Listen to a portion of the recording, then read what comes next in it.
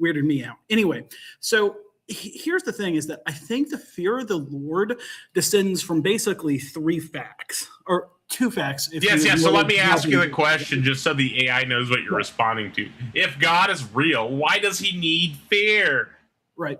And my answer is that I don't know if need fear is the right phrasing here, because I think fear is the natural result of two things. God is good, we are not.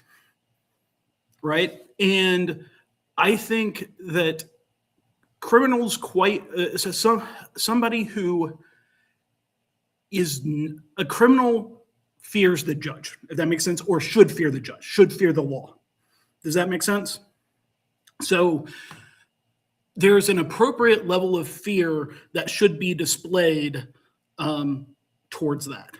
Does that make sense? I mean, you follow a law because you want to be a part of a society, right? There's like fair, like, oh my God, if I break this law, I could go to, but you're not like actively breaking laws, right? Mm-hmm. Those are more for like managing the society, right? Mm-hmm. And they're not like fear-based. Right. So I think another way to it's not like you're going to spend life in prison or whatever, right? It's not fear-based. It's just saying if you do this wrong, this is the punishment, right? Right. So should an electrician be afraid of electricity? I don't care about all these random. I'm asking, if God is real, why does he need fear? Right. So my answer is he doesn't need fear.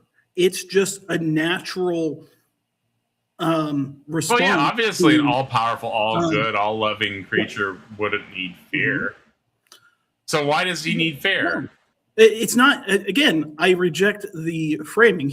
I don't think he needs fear, unless you're going to bring up some real specific passages here.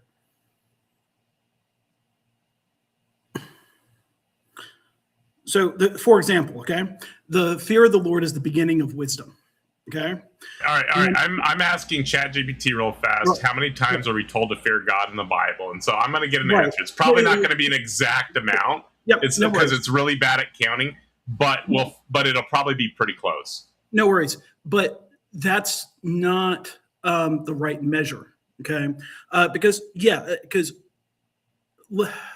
So I'm going to use an analogy here. Okay. The fear of electricity is the beginning of wisdom for an electrician. Does that make sense? Okay. If you mess up when you're dealing with electricity, it will fry you. Okay. And so every electrician does electricity have a mind? Is electricity all powerful, all knowing, and all good? If not, it's not analogous. Does what it does. And the law is not all knowing, all good, and all powerful. That's not analogous, right? A good God is going to be bad to people who are bad. I mean, that's part of what it means to be good, right? No, these are just not analogous to like the God thing people talk about. So, would a government that just said, you know what? Murder's fine. Go do whatever. Would that be a good government? These are just not analogous to the God thing that you're talking about. Would that be a good government that doesn't punish murderers? This is just not analogous to the God thing that you're talking about. I think this is pretty analogous given, God rules the universe. It's just not analogous. The God is claimed to be all-powerful, all-knowing, all-good. The government isn't.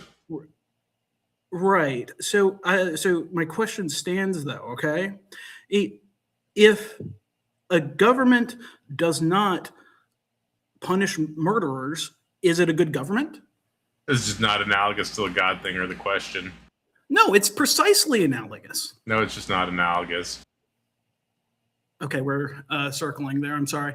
No. The God thing is claimed to be all good, all knowing, and all powerful. The government is not. This is not analogous. Okay. The God would have, and the command fear God specifically, it appears 3 times in the Old and the New Testament, and then on top of that, command God is used multiple times, and then in the New Testament, the command is repeated 6 times, and then fear the Lord, fear your God, fear Him. Dozens of passages, well over 100 related verses, depending on how broad you count it. Right. So let's just say that there's 115. Because that's 110, 115, right? That sounds about right with what it just gave me there. Right. And that's split between the Old and the New Testament. Yeah. I don't know what the breakdown is. Right. I also do not know the precise breakdown. I'd say 6 sounds like too few. 100 sounds like too many. It's saying the exact command, fear God, is 3 times, and then any command to fear God that's used a few more times, and then fear your God, fear Him, fear the Lord is used well over 100 times. It says right. So those are all basically saying that. I just asked it. The reason why it focused on that is because I said fear God, and so it was hyper focusing on that word, those 2 words specifically, and then it found words like it as well. That's why it said. That's why it said 3 initially, and then gave me the 100 with the related commands, because it's still saying fear God. Yeah. Just in different wording.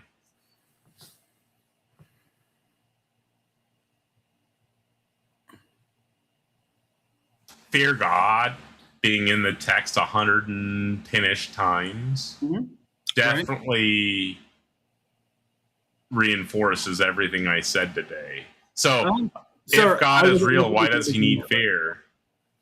So my argument is He doesn't need fear. Fear is the natural reaction to what God is. Now it's not this, trembling in fear, oh no. It's very much more of the electrician's fear of electricity, the consequences of what you do and don't do. Did this all-knowing God know that we would fear it?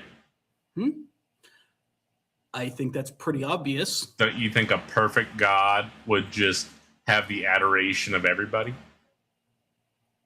I don't know. I don't think so. I think a perfect God would have the adoration of everybody. I have just seen way too many nearly perfect things get completely misrepresented, get completely trashed because. Okay, Faith, I have a question for you. If a human asked you or told you, "Love me, or I will punish you forever," would you call that love? Or would you call that coercion? Right. I don't think that's what's happening. No, I asked you, if a human said, "Love me, or I will punish you forever," would you call that love or coercion? Sorry, let me be more precise there. I thought my answer was implied. Yes, sure. That would be love? No, that'd be, yeah, sure. That'd be coercion. Coercion, okay. Do you think that worship would be more or less genuine if hell did not exist? If hell did not exist, that worship would be more or less genuine. You're hitting me in the my universalist instincts here. So what's up, friend? So assuming you say universalism versus annihilationism, right? I don't really know if it makes much of a difference, just to be honest. You don't think that worship would be more genuine if hell did not exist? No, not really. That's insane. You know how many people I talk to just to escape hell? You know how many people I talk to that are like ex-Christians that were like, I had the fear of hell hold me back for so long. Do you have any idea? That's insane, dude. Yeah, it can give you unnecessary anxiety. Yeah. When I was little, I was it would be terrified more of hell. genuine if you didn't have the fear. I have OCD, so it was bad. Like, do you think a lot of people would leave Christianity tomorrow if there was no fear of hell? Yeah. I'll be honest, I don't see that much of a difference. No. That gives a cultural power too, because it's like, what if you're wrong? I think a ton of people would leave. Because there's no fear of being wrong at that point. Because normies don't really care about God, but they don't want to go to hell either.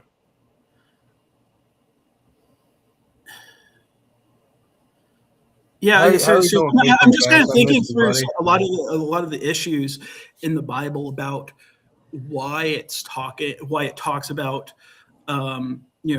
people don't genuinely worship God, and my read on it is that I'm afraid of hell just doesn't play this huge role, like I feel like the people who are going to reject God are going to reject him whether or not hell exists. Yes. If you're hard set on not believing in God or not wanting to follow God, then whether hell is real. These are just like the most convoluted responses I've ever heard. It's a 2v1, bro. Okay, so I guess it could be more convoluted. That's not wrong. Yeah.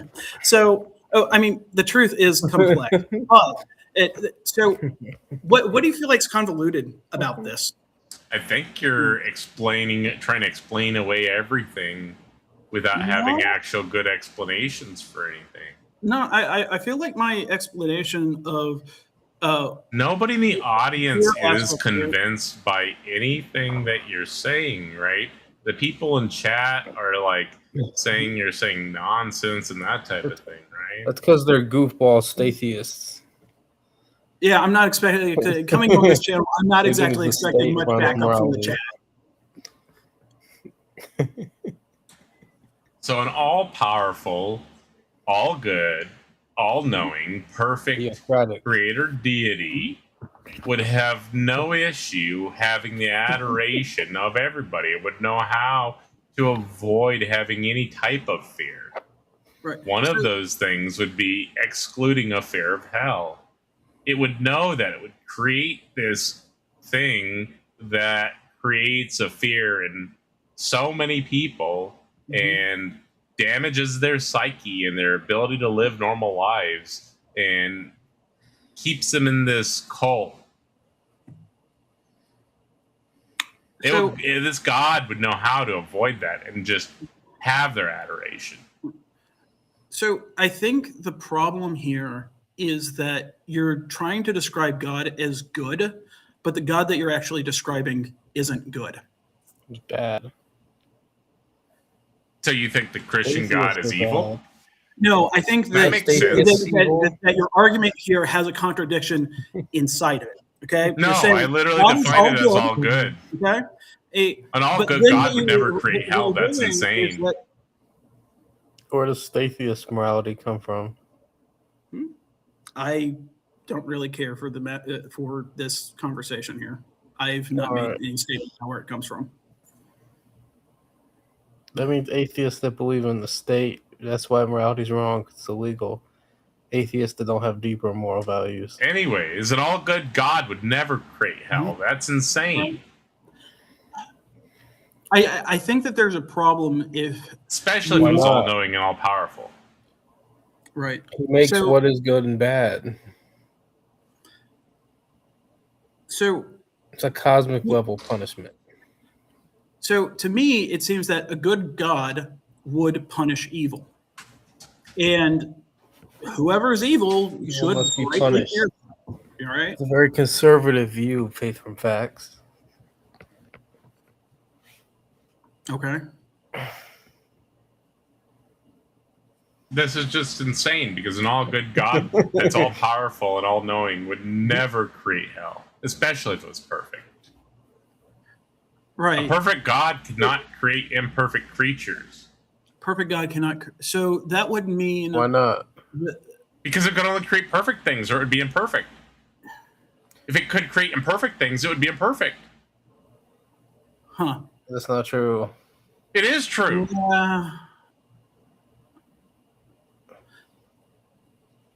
He's perfect. Are we imperfect? Morally.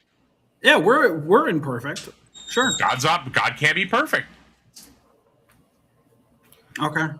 Can a perfect film director make a bad movie? So then this all good, all powerful, all knowing, perfect God concept is falsified. So is your God evil? So because a good God would never create hell. Okay, no, he's a good guy. Yeah. Okay. I'll talk to you later, man. Have fun. Good night, Faith from Facts.